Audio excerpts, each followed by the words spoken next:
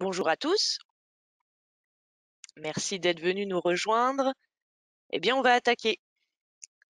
Donc, la semaine dernière, pour ceux qui étaient déjà là, on s'était intéressé à tout ce qui était réglage des rations, réglage de l'aliment dans Hermetrix.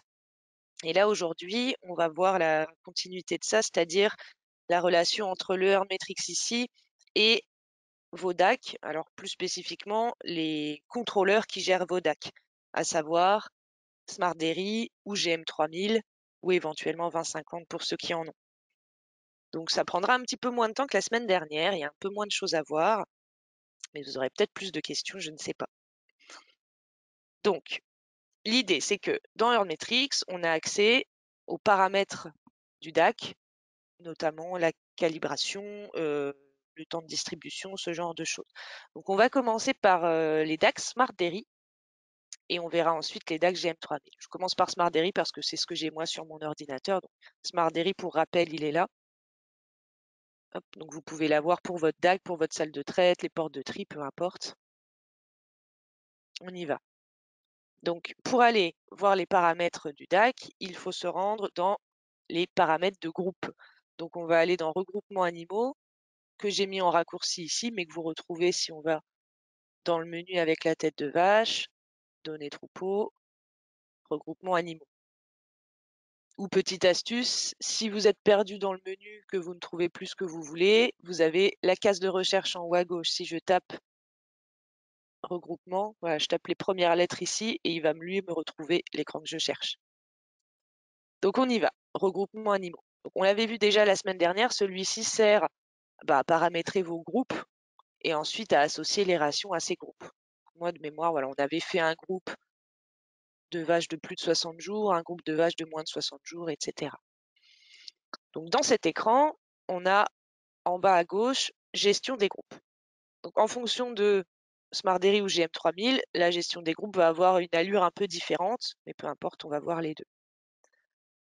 Donc dans gestion des groupes, je vois tous mes groupes ici, donc je peux choisir celui sur lequel je veux travailler. On va se mettre sur le premier.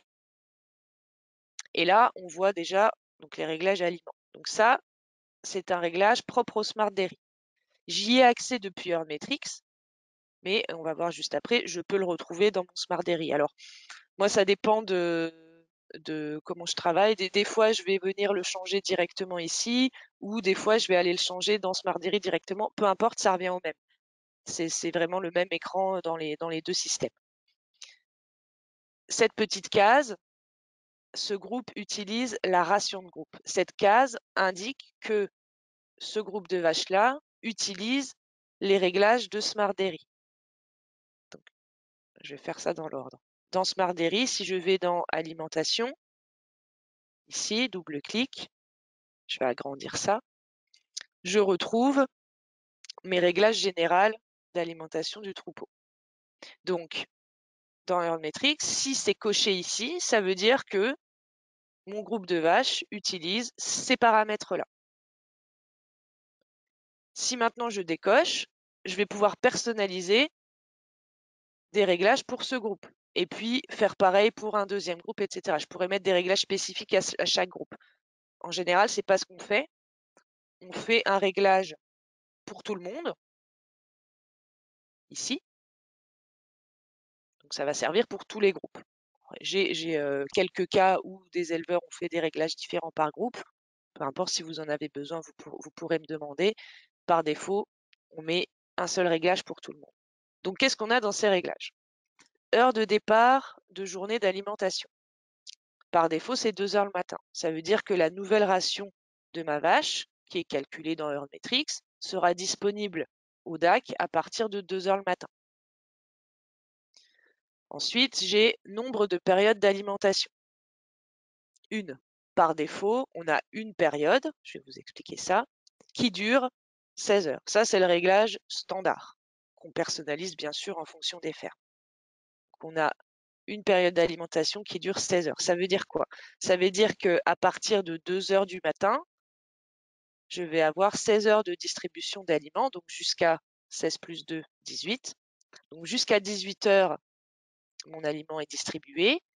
Passé 18 heures, si la vache n'a pas tout mangé, elle peut bien sûr accéder au reste qu'elle n'a pas encore mangé, jusqu'à 1h59 et rebelote à 2h du matin le lendemain. On enchaîne sur une nouvelle journée, on est reparti pour 16 heures d'alimentation, etc., etc. Et passé 18 heures, donc le soir, on peut accéder au reste. Alors, comment est réparti l'aliment sur ces 16 heures?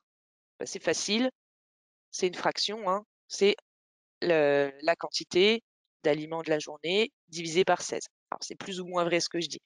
On va prendre un exemple facile à comprendre. Si je donne 16 kilos à ma vache, c'est vraiment un exemple bête, hein, mais je donne 16 kilos à ma vache, j'ai une période de 16 heures, je vais avoir donc 1 kilo d'aliments par heure de disponible pour ma vache. Donc si ma vache vient au DAC toutes les heures, hein, qu'elle est bien réglée, elle vient une fois par heure, elle aura 1 kilo. C'est là où je dis où c'est pas tout à fait vrai parce que la toute première visite de la journée est un petit peu plus élevée. Donc c'est quasiment 1 kilo par heure et la première visite un petit peu plus élevée. Bon, c'est pas très important. Donc j'aurai bien 1 kilo par heure si je viens toutes les heures. Et si ma vache ne vient pas pendant 3-4 heures parce qu'elle n'est pas là et qu'elle revient, admettons, on va dire au bout de 4 heures, elle va cumuler des droits de passage. Donc si elle revient au bout de 4 heures, elle va cumuler 4 portions d'une heure, donc techniquement 4 kilos. Donc quand elle vient, elle devrait avoir 4 kilos, mais on définit ici une alimentation maximum par visite et par heure. Donc ma vache qui n'est pas venue pendant 4 heures, elle n'aura pas 4 kilos, elle n'aura que 2 kilos. Donc on peut un peu comprendre ça comme des droits de passage. Là, toutes les heures, ma vache a des droits de passage et elle y a droit sans dépasser le maximum par visite par heure. Par défaut, c'est 2. J'ai des éleveurs qui mettent 2,5, qui mettent 3. En général, j'imagine qu'il ne faut pas trop monter.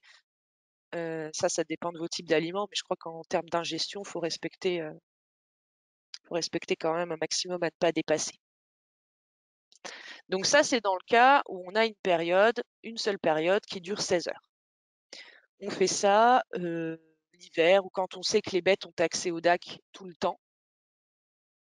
Si jamais on a du pâturage l'été, on sait que les vaches vont sortir, admettons, de telle heure à telle heure, elles vont sortir un peu le matin et un peu l'après-midi.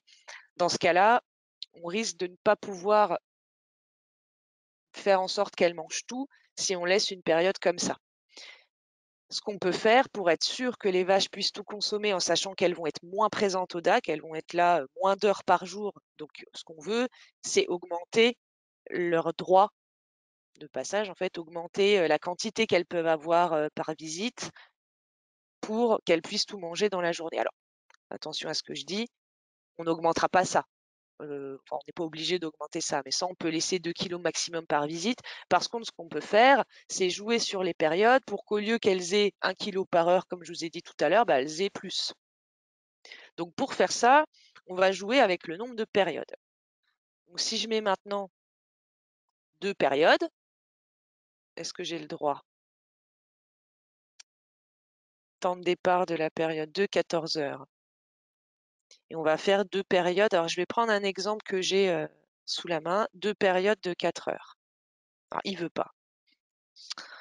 On va prendre mon exemple tout de suite. Oui, j'ai pas de DAC branché, il m'embête. Alors j'ai un merveilleux schéma ici que vous voyez, qui a été fait par un de mes collègues, Philippe, qui résume assez bien comment ça se passe quand on a 2 périodes.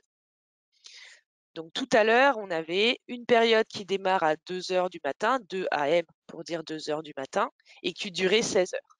Ici, on prend un exemple où on a cette fois-ci 2 périodes qui durent 4 heures. Donc, je vous explique et à la fin, n'hésitez pas à me redire si c'est encore pas clair. Si on a 2 périodes de 4 heures, la première débute comme l'autre à 2 heures le matin et va durer 4 heures, donc jusqu'à 6 heures le matin. Ma deuxième période commence à 2 heures l'après-midi, à 14 heures. Elle dure à nouveau 4 heures, donc elle dure jusqu'à 18 heures. Qu'est-ce qui se passe pendant ces périodes? À partir de 2 heures le matin et jusqu'à 6 heures, le droit à la consommation de ma vache, le droit à consommer va augmenter progressivement et atteindre son pic à 6 heures le matin. Donc à partir de 6 heures le matin, elles auront le maximum qu'elles peuvent avoir par visite. En l'occurrence, ici, c'était 3 kilos. Et ça reste comme ça jusqu'au départ de la nouvelle période à 14 heures. Rebelote, on augmente le droit à la consommation pendant 4 heures. Et ici, à partir de 18 heures, elles sont au maximum. Elles mangent et on recommence à 2 heures le lendemain matin. Donc ma bête peut consommer pendant toute cette première période de 2 heures le matin à 14 heures et rebelote de 14 heures à 2 heures le matin. Elle a le temps de manger ses restes à la fin des périodes. Le petit texte en dessous est assez clair. Donc, je répète, on a rentré 2 périodes de 4 heures. On a 2 cycles, donc, vu qu'on a 2 périodes, notre journée de 24 heures est divisée en 2. Donc, on a 2 fois 12 heures. La période commence au début du cycle, donc c'est-à-dire à 2 heures le matin. Et pendant 4 heures, comme je vous disais, le droit à consommer augmente. C'est l'augmentation qu'on voit ici. Après ces 4 heures, et sur les 8 heures qui restent, c'est-à-dire entre le point A et B, de 6 heures le matin à 14 heures, la vache peut consommer tout ce qu'elle n'a pas encore mangé de sa première période. Mais ça n'augmente plus, c'est une quantité qui est fixe. Mon collègue appelle ça la durée de rattrapage. Effectivement, moi j'appelle ça, oui, c'est le temps qu'elle a pour manger les restes. Petite précision, il me rappelle que si on met qu'une seule période, comme on avait tout à l'heure, une période de 16 heures, on a un cycle, cette fois-ci, qui est sur 24 heures. Donc on est bien sur une journée entière. On a une période de 16 heures par défaut, et donc il reste à la bête, après ces 16 heures, il restera 8 heures pour aller jusqu'à la fin de la journée pour manger les restes. On peut faire 3 périodes éventuellement, pour ça j'en ai pas, je crois pas en avoir fait de mémoire. Souvent on fait 2. Pourquoi on s'amuserait à faire ça? Donc je disais, c'est si les bêtes ne sont pas présentes très souvent au DAC dans la journée et qu'on veut viser une partie spécifique de la journée où les vaches sont là pour qu'elles puissent manger le plus possible et être sûr qu'à la fin de la journée, elles aient tout mangé. Donc dans mon exemple là, c'est intéressant pour des bêtes qui sont là le matin entre 6 heures et je dis n'importe quoi, on va dire entre 6 heures et 11 heures le matin. Je sais que si mes bêtes arrivent à 6 heures le matin au DAC, elles seront déjà au maximum qu'elles peuvent avoir. Si mes bêtes sont là entre 2 heures le matin et 5 heures, hein, c'est un exemple, là, c'est pas très adapté parce que leur droit de consommer est encore en train d'augmenter. Donc, elles pourront manger, mais elles n'auront pas beaucoup. Donc là, c'est vraiment un intérêt pour des bêtes qui seraient là à partir de 6 heures, ou allez, on va dire 5h30, 6 heures, jusqu'à milieu de matinée ou fin de matinée. On sait que quand elles viennent, elles ont le maximum possible à chaque visite. Et puis, elles sont parties ensuite, elles repartent au champ, elles reviennent le soir vers 17-18 heures. Idem, à partir de 18 heures, on sait qu'elles ont le maximum.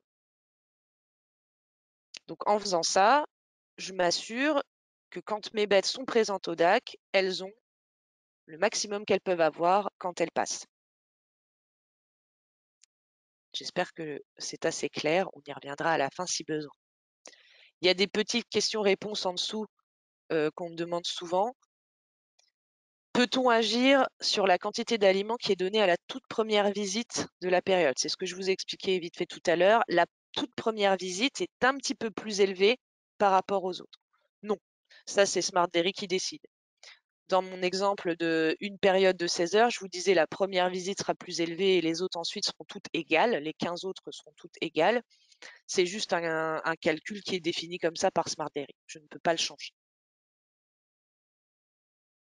Si une vache ne vient pas du tout à la première période, donc si ma vache ne vient pas du tout là parce qu'elle n'est pas revenue de pâturage, peu importe, elle ne vient que l'après-midi. Est-ce que ça influe sur la quantité qu'elle aura à sa première visite de la deuxième période? Non. La vache doit avoir telle quantité à sa première visite de deuxième période, c'est prévu à l'avance, peu importe qu'elle ne soit pas venue le matin. Pour une vache qui serait dans ce cas-là, eh bien, elle pourra manger jusqu'à encore 2 heures le matin et rattraper, elle aura le temps de rattraper tout ce qu'elle n'a pas mangé le matin. Si elle est là suffisamment longtemps, on est d'accord que si vous les faites rentrer à 18 heures et que vous les faites ressortir si la nuit elles vont dehors, bon bah elle pourra probablement pas manger tout ce qu'il fallait. Mais on part du principe que pour ces cas de pâturage, ben, elles reviennent forcément toutes le matin parce qu'il y a la traite et elles repartent et puis elles reviennent le soir à nouveau toutes puisqu'il y a la traite.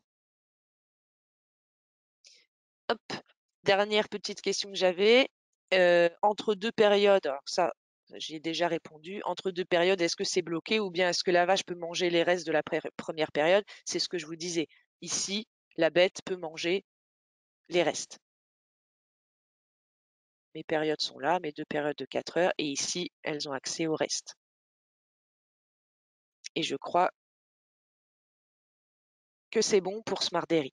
Donc, je vais pas vous demander de forcément là demain d'aller changer vous-même vos réglages pour faire des périodes parce que faut l'avoir fait une paire de fois, je pense, pour que ça soit clair. Mais retenez simplement que si toutes les bêtes sont présentes au bâtiment, qu'elles ont un accès au DAC illimité, il n'y a pas de souci à faire une seule période. 16 heures, c'est vraiment en général l'hiver quand elles sont toujours là. L'été, vous pouvez diminuer, admettons à 8 heures. Le fait de diminuer la période va simplement augmenter la quantité par visite. On est d'accord que si je mets 16 heures, ma quantité par jour est divisée sur 16 heures. Si j'en mets 8, c'est divisé que par 8. Donc j'aurai plus de droits à la consommation par visite pour mes vaches. Alors l'été, j'ai des éleveurs qui gardent une période, qui la réduisent simplement et ça suffit. Si par contre on constate qu'il y a beaucoup de restes d'aliments, que les vaches n'ont pas le droit de n'ont pas le temps de tout consommer, là on peut commencer à faire 2 périodes et à adapter l'horaire de départ de la période pour que ça corresponde à quand vos bêtes sont présentes. Là, dans mon exemple, on est resté sur 2 heures le matin et donc à partir de 6 heures le matin, c'est intéressant. Donc si les bêtes sont là à partir de 6 heures, c'est parfait. Si vous, ben, les bêtes sont là plutôt à 11 heures qu'à 6 heures le matin, ben, on peut jouer sur le départ d'alimentation pour qu'à 11 heures, à partir d'11 heures, elles aient le maximum par visite. Donc libre à vous de voir si vous voulez, changer ça. Je pense que c'est nécessaire l'été et vous devez le remarquer, hein, que l'été, si on ne change pas, un petit peu la période, on a trop de restes. Et donc j'ai des éleveurs qui nous appellent tous les ans, à l'été et à l'hiver pour changer ces réglages-là. Ça ne nous gêne pas de le faire, on est là pour ça. Si vous vous sentez à l'aise avec, vous pouvez très bien essayer et puis nous appeler au pire si vous avez un doute ou si vous voulez qu'on vérifie. Donc voilà ce qu'on peut faire pour Smartdairy. Smartdairy ne permet pas de jouer sur le nombre de visites qu'on veut donner à une bête. On ne peut pas dire: «OK, la bête a, 4 visites maximum par jour». Ça, on ne peut pas faire. On peut juste jouer sur cette période d'alimentation pour que ça colle à peu près à ce qu'on veut.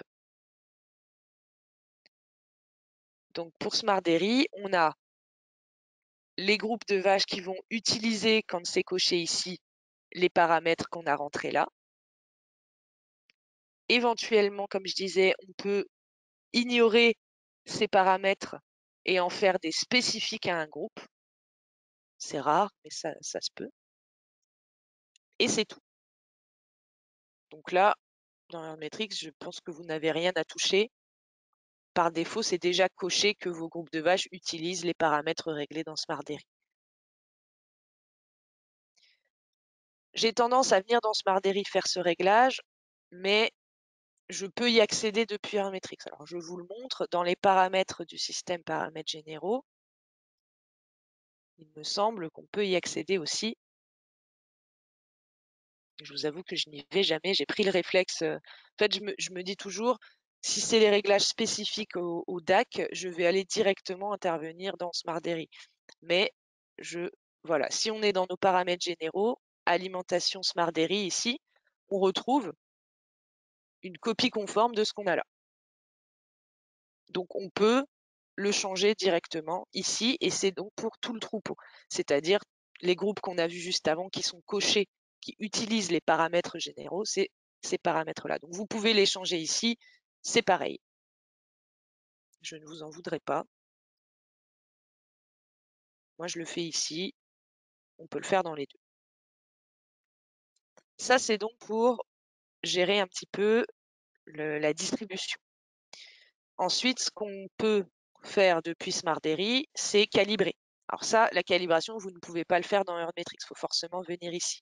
Vous avez vos stalls qui sont dans l'onglet ici, donc vos stations d'aliments, et vous retrouvez vos types d'alimentation. Ça, c'est les aliments qui sont créés, que vous donnez à votre DAC.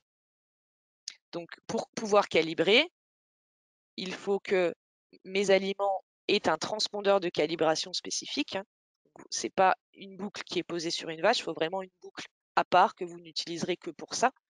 Vous indiquez en face de chaque aliment que vous voulez calibrer un transpondeur, peu importe. 15 chiffres, hein, je répète, les Smartdairy, c'est 15 chiffres les transpondeurs. GM3000, c'est 10 seulement. Hop, vous rentrez vos transpondeurs de calibration, vous enregistrez, et il vous dit que le temps de calibration est réglé sur 60 secondes. Très bien. Ça veut dire quoi? Ça veut dire que quand je vais passer cette boucle-là à ma première station, ça va couler pendant 60 secondes et je vais peser l'aliment A qui a coulé. Et je fais pareil avec l'aliment B et je fais ça à toutes mes stations. Je note sur un bout de papier ce que j'ai pesé et ensuite, dans les stalls, ici, moi j'ai deux stations DAC, 2 et 3, adresse 2 et 3. Je choisis l'une des deux, je fais calibrer stall en bas et là je vois mes deux aliments A et B avec les transpondeurs de calibration et je peux écrire en grammes, pas en kilos, c'est important, en grammes, la quantité que j'ai pesée. Je rentre ma quantité pour les deux aliments, j'enregistre et lui recalcule automatiquement les grammes par seconde. Donc ça, c'est pour calibrer. Petit conseil, techniquement, il faudrait calibrer à chaque nouvelle livraison d'aliments. Non, en réalité, on ne fait pas vraiment ça. Il faut systématiquement le faire si vous changez de type d'aliment. On est d'accord, hein, parce que ça ne va pas être la même forme de granulé, etc. Si c'est toujours le même et que vous êtes livré régulièrement, bon, c'est pas grave si vous ne le faites pas à chaque fois, mais essayez de le faire le plus régulièrement possible. Si vous avez une calibration qui est fausse, l'impact, c'est que les consommations qu'on va retrouver dans Earthmetrics seront fausses. Le Earthmetrics, enfin, pardon, dans Earthmetrics, on va lire les consommations que Smartdairy enregistre.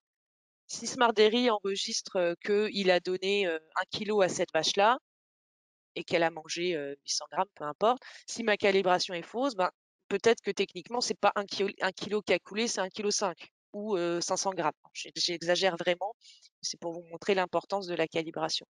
En fait, en calibrant, c'est vous qui dites à votre DAC qu'il y a tant de grammes qui coulent par seconde. OK. Qu'est-ce que j'oublie pour Smartdairy? Je pense que c'est bon. On règle les périodes et on peut calibrer. Si on veut jouer sur la vitesse de distribution, ça en général, c'est quelque chose qu'on fait directement avec vos techniciens de concession. Les moteurs sont sont plus ou moins tous différents, mais ils sont capables de donner temps. Si on veut jouer sur la vitesse d'ingestion, là on discute avec le technicien, on voit comment on peut faire au niveau des moteurs. On peut parfois changer ça. C'est rare. J'ai eu le cas une ou deux fois, notamment pour les gens qui ont du propylène, qui ont des pompes à propylène. Vu que c'est des faibles quantités, on a dû tricher en jouant sur la vitesse de distribution de l'aliment. Et donc si vous avez des questions pour ça, on pourra en discuter individuellement avec votre concession. Alors OK pour Smartdairy, je vais faire la même chose maintenant pour les gens qui ont des GM3000. GM3000 est un système un peu plus ancien, mais je trouve un peu plus facile au niveau réglage du DAX, un peu plus facile à faire. C'est toujours dans regroupement animaux que vous allez trouver ça et dans gestion des groupes. Alors moi, je n'ai pas le bon écran parce que j'ai un Smartdairy, mais je suis allée faire des copies d'écran chez un éleveur qui a un GM3000 pour vous montrer à quoi ça ressemble. Voilà, donc quand on est dans regroupement animaux et qu'on clique sur gestion des groupes, on va avoir cet écran qui apparaît, cette fenêtre. Et là-dedans, on a 3 onglets. Un onglet interruption, paramètres aliments et courbe. Paramètres aliments se règlent par groupe. Ça, c'est le même principe que Smartdairy. On peut régler pour chaque groupe des paramètres spécifiques. Alors, contrairement au Smart Dairy, ici, on ne peut pas mettre un réglage pour tout le monde. Il faut aller sur chaque groupe, donc avec les petites flèches vertes, on passe d'un groupe à l'autre et on modifie les paramètres pour chaque groupe. Qu'est-ce qu'on a comme paramètres? Paramètres aliments, temps de distribution en heures. Ça, c'est la période comme dans Smart Dairy. C'est pour savoir sur combien d'heures on va donner dans la journée. Donc, sur combien d'heures on répartit notre ration journalière. Ici, c'est réglé sur 11 heures. Donc, ma ration, techniquement, serait répartie en 11 portions. Mais l'avantage de GM3000, c'est que cette fois-ci, on peut régler le nombre de visites que l'on veut pour chaque vache en fonction de ce qu'elles ont comme aliment programmé. Je m'explique. Niveau de distribution. Ici, on va définir ce qu'on considère comme un niveau bas d'aliments et niveau élevé. Donc moi, sur cette ferme, on avait dit 2 kg c'est un niveau bas, 6 kg c'est un niveau élevé. On essaye de mettre en général, en fonction de ce qu'on donne aux vaches, chez lui, au minimum, les vaches doivent avoir 1,5 kg ou 2 kg et au maximum, elles ont 6 ou 7 kg. 6 d'ailleurs, je crois. Donc on définit ça ici. Et ensuite, en fonction de ça, nombre de périodes, c'est-à-dire le nombre de, techniquement, c'est quasiment le nombre de visites que les vaches auront. Donc, pour un aliment faible, c'est-à-dire un niveau bas de 2 kg, j'ai mis une visite. Une vache qui a 2 kg d'aliments aura une seule visite. Pour une alimentation importante, c'est-à-dire un niveau élevé de 6 kg, j'aurai 3 visites. Donc pour 6 kg, ça fera 3 fois 2 kg d'aliments. Et une alimentation moyenne, c'est entre les deux. Donc là, une vache qui aurait 4 kg d'aliments, elle aura 2 visites. Voilà, c'est aussi simple que ça. On ne touche pas à ces paramètres-là. On a juste ça sur lequel on peut jouer et par groupe. Donc, l'intérêt de jouer sur le temps de distribution, ici, c'est de rapprocher les visites. Si j'ai un temps de distribution de 6 heures et que j'ai 3 visites, ben, j'aurai une visite toutes les 2 heures pour ma vache. Elle aura le droit de venir au DAC toutes les 2 heures. Si je mets un temps de distribution plus long, ben, je vais espacer ces 3 visites. Elle pourra venir le matin, puis le midi, puis le soir. Donc même principe, c'est une histoire d'été et d'hiver. Si les vaches sont là tout le temps, on peut mettre 16 heures, allez 14-16 heures. Et l'été, on diminue cette période. Alors là, pour les GM, on peut diminuer à 8 ou voire 6 heures. Pour Smart Dairy aussi, vous me direz, peu importe. On peut diminuer assez fortement pour rapprocher les visites. Comme ça, si mes bêtes ne sont là, admettons, que le matin pendant quelques heures, j'ai mis un temps de distribution de 5 heures, hop, je sais que mes vaches vont pouvoir faire toutes leurs visites assez rapidement. Alors attention à pas non plus donner trop, à pas trop rapprocher, à pas donner trop aux vaches. Ça, j'imagine que vos techniciens aliments sauront vous dire ce qui est bon et ce qui n'est pas bon. Mais dans l'idée, pour chaque groupe, je fais mes petits réglages ici et c'est tout. Ça, c'est pour les paramètres généraux de l'alimentation avec GM3000. Je peux, dans interruption, je peux définir des blocages pour que les vaches ne mangent pas à certaines heures. Dans Smart Dairy aussi, je ne vous l'ai pas montré, je vais vous le montrer juste après. On peut définir, donc pareil, par groupe de vaches, dire ok, mon groupe 1, ça m'embête le matin quand je les rentre pour qu'elles viennent se faire traire. J'ai pas envie qu'elles courent au DAC parce que c'est gênant dans la salle d'attente, ça fout le bazar. Donc je peux dire ok, je bloque de 5 heures à 6 heures. Je crée avec le petit plus ici une période entre 5 et 6 heures pour bloquer l'accès au DAC. Donc le DAC ne coulera pas sur cette période. Je peux faire plusieurs périodes plusieurs blocages par jour et je peux faire ça sur plusieurs groupes de vaches. Je reviens sur Smart Dairy. Arrêt d'alimentation, vous l'avez ici. On peut faire un nouvel arrêt d'alimentation. Je bloque le troupeau entier de 5 heures le matin à 6h30, admettons. Je peux en faire plusieurs aussi. Je clique sur enregistrer dès que je rajoute quelque chose. Je fais un nouvel arrêt, je le règle, je mets mes horaires de départ et de fin et j'enregistre. Là, par défaut, ça bloque le troupeau entier, alors que dans le GM, il faut le faire pour chaque groupe. C'est pas très grave, ça va vite à faire, mais ici, on peut bloquer le troupeau entier ou bloquer un groupe spécifique et éventuellement Alors, ça, admettons, je bloque mon troupeau entier de 5 heures à 6h30. Si j'en fais un nouveau, je peux dire que au lieu de bloquer mes vaches, je vais bloquer juste un type d'aliment. Admettons, je ne veux pas donner de correcteur de telle heure à telle heure. Je peux bloquer un emplacement. Alors là, c'est dans le cas où vous avez plusieurs zones avec des stations DAC. J'ai un bâtiment avec 3 stations. À l'autre bout du bâtiment, j'ai 2 stations. Donc, je pourrais bloquer une zone spécifique ou carrément bloquer une station en particulier. Moi, j'ai mes 2 stations. Je pourrais choisir de n'en bloquer qu'une. Donc, un petit peu plus de paramètres disponibles dans Smartdairy pour les blocages. Mais l'idée est la même, c'est d'empêcher l'accès au DAC à un moment donné pour ne pas que ça vous gêne. Hop, je repars dans mes petites copies d'écran. Dernier onglet de ces paramètres, ça s'appelle des courbes de groupe. Alors ça, je ne l'ai pas dans Smartdairy, c'est spécifique au GM3000. Ça rejoint un petit peu ce qu'on a vu la semaine dernière. La semaine dernière, on fabriquait des rations. On construisait des rations que l'on attribuait à des groupes de vaches. GM3000 a possibilité de faire des courbes d'aliments, pareil pour des groupes de vaches. Alors ça va vraiment être des cas très particuliers. De mémoire, pareil, c'est très peu d'éleveurs qui utilisent ça, mais c'est des éleveurs qui mettent à la main les vaches dans certains groupes. Ils se créent, admettons, 5 groupes différents parce qu'ils ont peut-être plusieurs bâtiments et qu'ils ont besoin de savoir que le groupe 1 est dans tel bâtiment, le groupe 2 est dans un autre, etc. C'est un exemple que je vous donne, il y a peut-être d'autres cas. Et donc pour chaque groupe, vous pouvez faire une courbe d'aliments spécifique qui fonctionne assez simplement, hein. Vous avez période -1, c'est avant la date de vélage. Période 1, 2, 3, etc., ça va être après le vélage. Donc je peux dire période 1 pour mon aliment A, pendant 15 jours, je veux faire progresser mon aliment jusqu'à 2 kg. Période suivante, pendant 30 jours, je vais faire progresser mon aliment qui était donc à 2 kg, je veux le faire augmenter jusqu'à 3.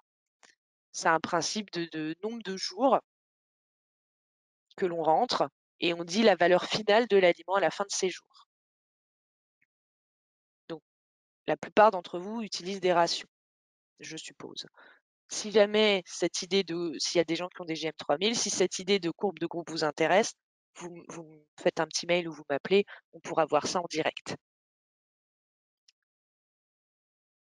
Donc, courbe de groupe, ça porte bien son nom, hein. Si je fais ça, c'est tout le groupe, toutes les vaches internes à ce groupe qui auront cette ration. Ça se déclenche, on peut le déclencher avec une date, donc ça se déclenche avec une date, la date de vélage. Si je vais voir, pour continuer sur cette idée de courbe de groupe, il y a un petit peu la même chose dans la fiche animale. Là, je suis dans la fiche animale. Alors, pour vous rappeler où on est, dans Earnmetrics, j'ouvre ma fiche animale. J'ai un onglet alimentation. Pour un Smart Dairy, ça me rappelle que ma bête utilise une ration, elle n'est pas en individuel, elle utilise la ration lait plus de 30 jours.